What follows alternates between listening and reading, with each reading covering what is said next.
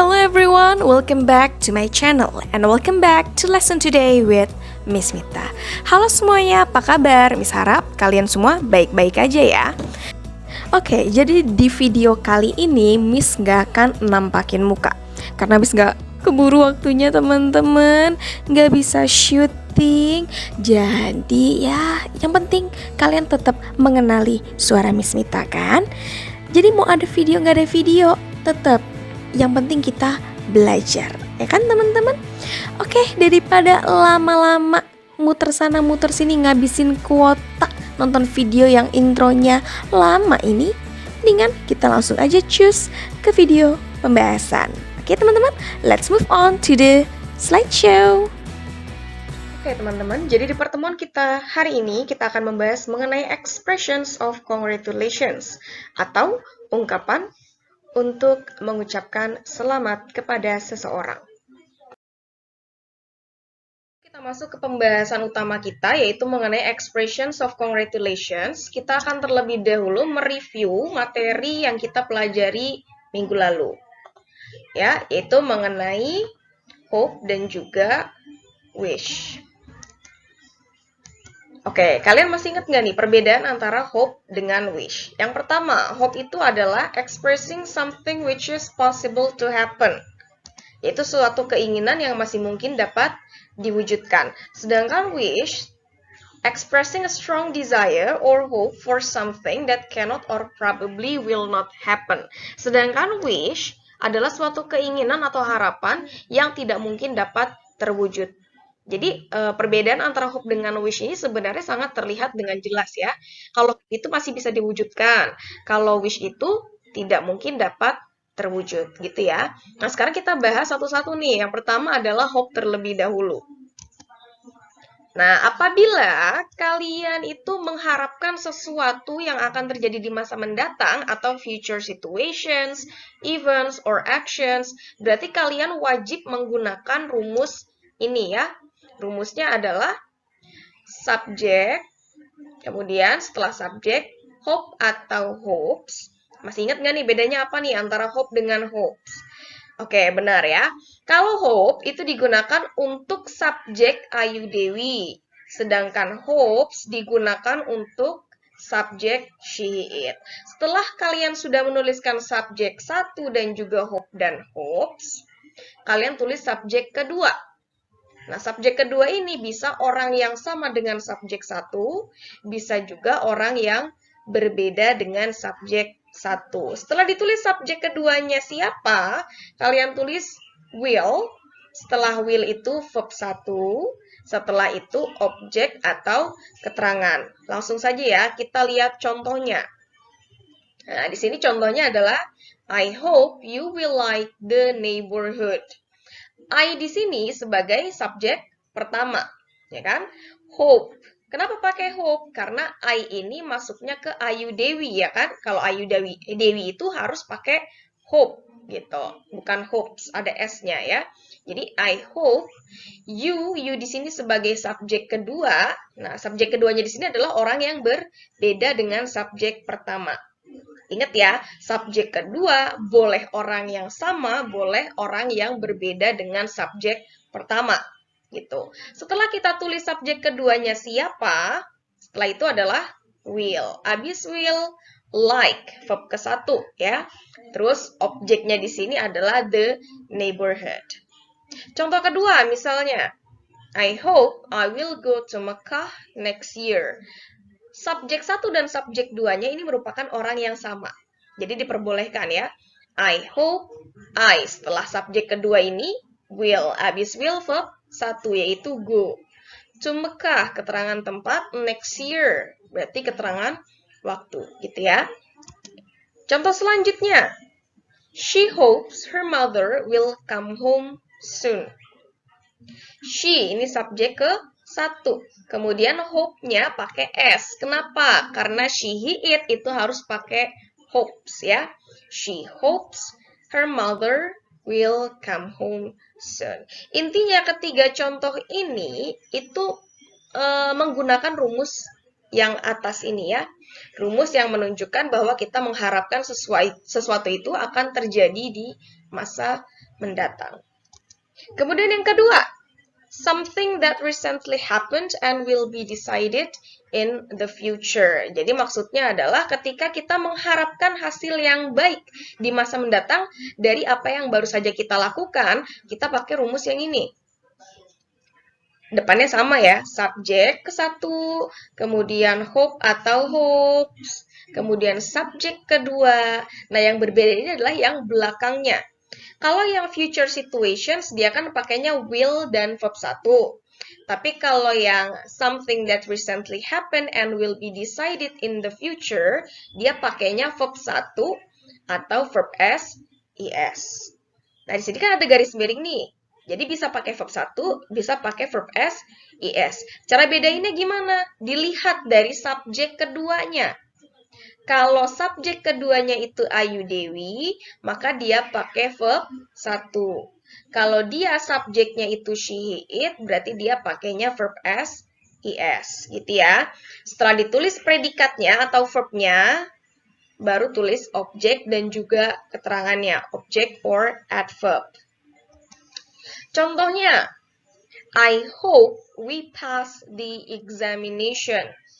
Saya berharap kami lulus ujian. I di sini sebagai subjek pertama. Setelah itu hope, we subjek kedua, pass. Pass itu kan verb 1 ya. Kenapa dia pakainya verb 1? Karena subjeknya we. Ayu Dewi pakainya verb 1 gitu ya. Contoh kedua, Andrew hopes he gets the job. Nah, ini kan bisa kelihatan dengan jelas nih. Ketika subjek keduanya itu dia pakainya he, maka dia harus menggunakan verb s, is. Gets. Berarti kalau misalnya di sini dia I, maka bukan get selanjutnya, tapi I get. Gitu ya. Ingat-ingat, kalau verb 1 dia Ayu Dewi, kalau verb s, is, she, he, it. Oke. Kemudian, kita bisa menggunakan rumus lainnya. Jadi, nggak harus ada subjek keduanya gitu ya. Jadi, boleh pakai ada yang subjek keduanya, boleh juga subjek keduanya kita hilangin. Jadi, kalau misalnya subjek 1 dengan subjek 2 itu dia merupakan orang yang sama, dia bisa pakai rumus yang ini nih. Ya, jadi boleh dihilangin subjek keduanya. Ingat, selama subjek 1 dan subjek 2-nya itu merupakan orang yang sama, gitu ya. Contohnya nih, langsung aja biar nggak bingung. I hope to go to Mekah next year. I sebagai subjek, hope, kemudian langsung to plus verb 1. Berarti to, terus go to Mekah next year. Jadi ibaratnya kalau ini kita masukin ke rumus yang atas ini ya, bisa jadi yang ini tuh I hope I will go to Mekah next year. Bisa. Atau bisa juga I hope I go to Mekah next year. Gitu. Jadi intinya selama dia subjek 1 dan subjek 2 itu merupakan orang yang sama, dia bisa pakai rumus yang ini. Ya, ingat subjeknya harus sama kalau mau pakai rumus yang ketiga ini ya. Contoh lainnya, Andrew hopes to get the job. Ya kan? Andrew subjek, hopes, kemudian langsung to, verb 1-nya get, the job-nya itu adalah objek. Gitu. Sampai sini dipahami ya teman-teman ya mengenai materi hope.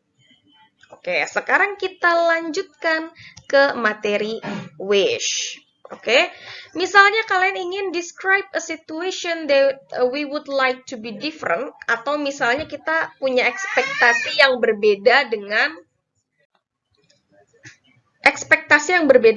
kenyataan, gitu ya. Describe a situation that we would like to be different. Jadi kita punya ekspektasi yang berbeda dengan kenyataan yang kita alami saat ini, gitu. Kita pakai rumus yang ini. Yang pertama ya, subject plus wish or wishes plus subjek kedua, kemudian verb kedua, selanjutnya adalah objek atau adverb. Jadi wish atau wishes ini sama kayak hope atau hopes ya. Kalau misalnya dia Ayu Dewi, subjeknya berarti pakainya wish.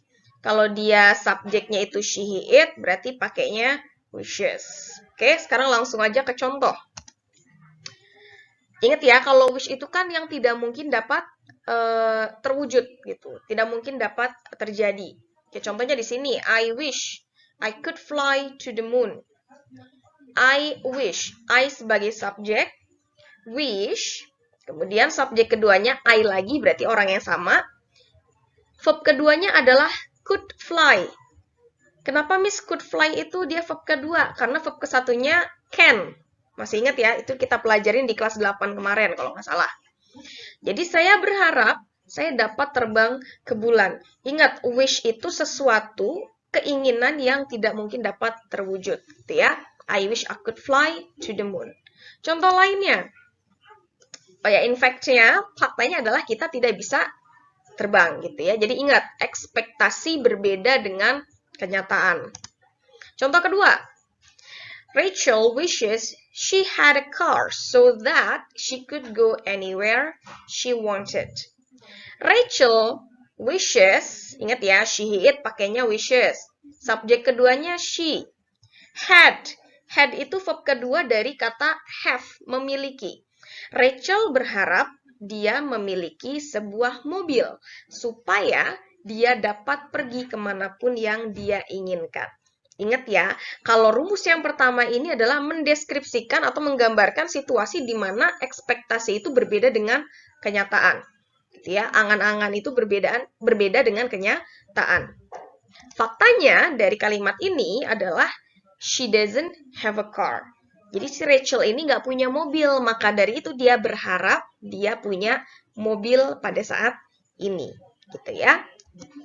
Selanjutnya, apabila kita ingin describe past situation that we regret, atau ketika kita ingin menggambarkan situasi di masa lampau di mana kita menyesali situasi tersebut, gitu ya. Kita pakai rumusnya yang ini. Subjek, kemudian wish atau wishes, depannya mah masih sama ya. Yang beda adalah kalimat selanjutnya setelah subjek kedua. Setelah subjek kedua, kita harus menuliskan had. Setelah had, verb ketiga. Habis verb ketiga, objek atau keterangan. Contohnya, Anna wishes she hadn't sold her car yesterday. Anna sebagai subjek ke-1. Setelah itu ditulis wishes. Subjek keduanya she, berarti orang yang sama masih ini ya. Anna wishes she had. Oke, had. Verb ketiganya adalah sold. Sold itu adalah verb ketiga dari kata sell, menjual. Her car yesterday. Anna berharap dia tidak menjual mobilnya kemarin. Ingat ya, ini kan kejadian di masa lampau yang kita sesali. Berarti kan kenyataannya berbeda juga dengan apa yang dia harapkan. Faktanya adalah she had sold the car yesterday. Dia telah menjual mobilnya kemarin. Dan dia menyesali itu, makanya dia berharap dia tidak menjual mobilnya kemarin. Gitu ya. Nah, yang terakhir, wish itu bisa kita gunakan untuk menyampaikan doa kepada orang lain. Kayak pray for someone. Kayak contohnya, I wish you all the best, I wish you happy birthday, I wish you happy new year, dan lain-lain. Intinya kalau kita berdoa untuk seseorang, kita harus menggunakan kata wish, bukan hope. Ya, jadi harus diingat-ingat. Kalau mau doain seseorang, pakainya wish. Oke? Sampai sini paham ya kira-kira ya? Jika sudah paham, kita lanjut ke slide berikutnya. Kita lanjut ke pembahasan utama kita hari ini, yaitu expressions of congratulation atau ungkapan untuk mengungkapkan ucapan selamat kepada orang lain, gitu ya.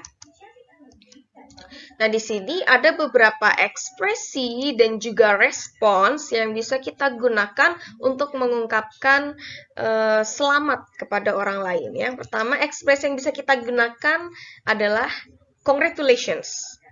yang artinya adalah selamat. Yang kedua ada I congratulate you on getting the scholarship. Artinya selamat atas beasiswa yang kamu dapatkan. Jadi kalau scholarship di sini artinya adalah beasiswa. Ingat ya teman-teman, kalau kalian dapat kosakata baru yang belum pernah kalian dengar sebelumnya, biasakan untuk mencatatnya di buku catatan. Gitu ya.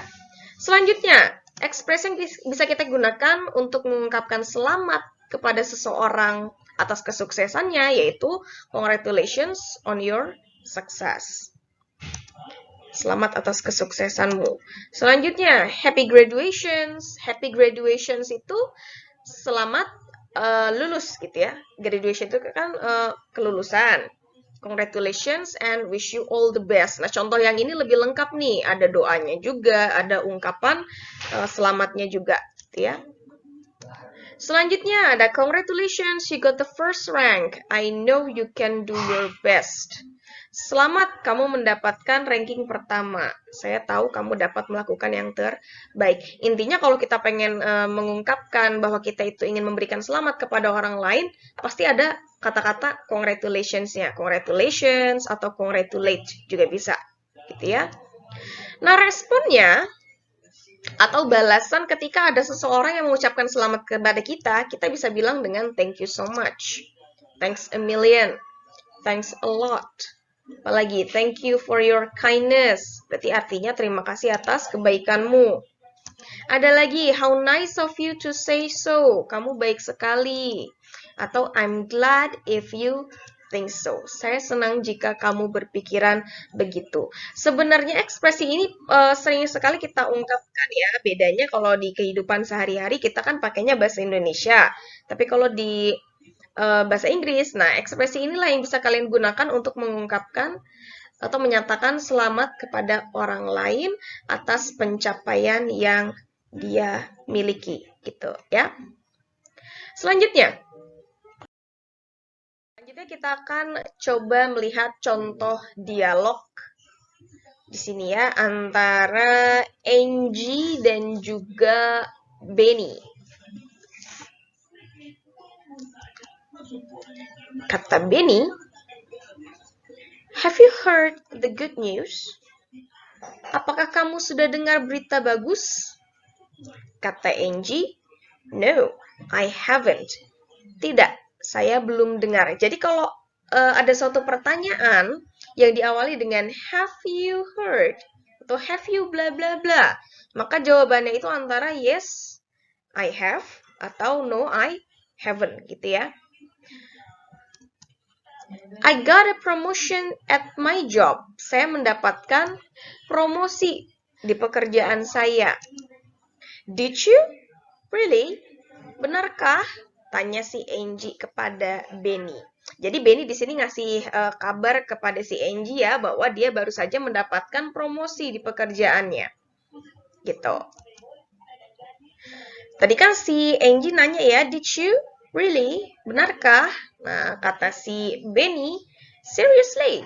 Iya beneran gitu. I'm so excited. Saya sangat bersemangat gitu. Kata si Angie, well, congratulations. Selamat ya kalau gitu. Nah, jadi kan ketika si Angie mendengar kabar bahwa Benny ini baru saja mendapatkan promosi di pekerjaannya, dia ingin dong mengucapkan selamat kepada Benny dengan mengatakan congratulations. Nah, Benny merespon dengan kata thank you. Lalu I'm so happy for you. Saya sangat senang untukmu. Thank you so much, Angie. It's really surprising me actually. Yes, you really deserve this. Ya, kamu berhak mendapatkannya. Do you think so? Yes, it's good for you. Nah, jadi ini adalah contoh dari ekspresi congratulations, gitu ya. Selanjutnya, kita akan mencoba untuk latihan bersama-sama ya. Tapi sebelumnya silakan ambil LKS kalian di tas atau di kamar. Ambil dulu ya. Diambil LKS-nya, kemudian setelah sudah diambil, buka halaman 8. Ingat, ngambilnya LKS Bahasa Inggris, jangan yang lain. Oke? Halaman 8. Kalau udah dibuka, kita kerjain bareng-bareng bagian yang A terlebih dahulu. Nah, yang bagian A ini kita disuruh apa sih? Disuruh underline the expressions of congratulation. Jadi situ kan ada dialog ya, dialog 1 dan 2 aja. Ya, kita kerjain bareng-barengnya dialog 1 dan 2 aja dulu. Di mana di dialog tersebut kan pastinya ada ekspresi mengenai congratulation. Nah, nanti kalau kamu ada ketemu ungkapannya di situ ya, yang menyatakan bahwa kita sedang mengucapkan selamat kepada seseorang, kita kasih garis bawah tuh. Di bawah dialognya ya. Oke, pertama dialog 1 dulu.